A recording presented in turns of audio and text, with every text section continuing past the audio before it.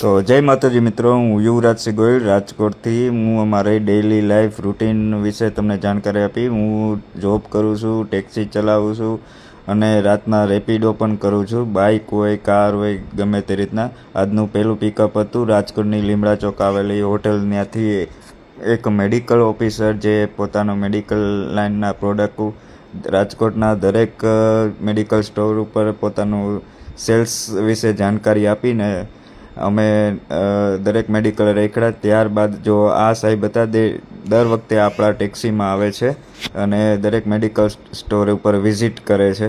તો 4 વાગે હું નવરો થયો, જમવા બેઠો તો ત્યાં સાહેબનો ફોન આવ્યો કે હવે તમારું કાંઈ કામ નથી, તમે જઈ શકો, કાલ પાછો હું તમને કોલ કરી, કાલ જવાનું થશે.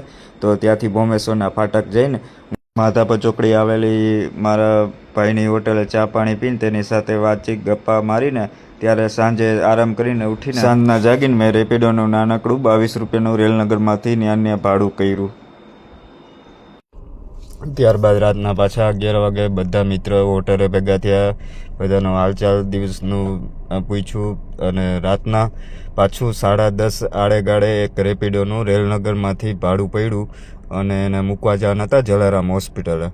જલારામ એ 60 રૂપિયાનું ભાડું હતું. ત્યારબાદ કોટેચા ચોકથી લઈને પરસાણા નગરનું હતું 40 રૂપિયા.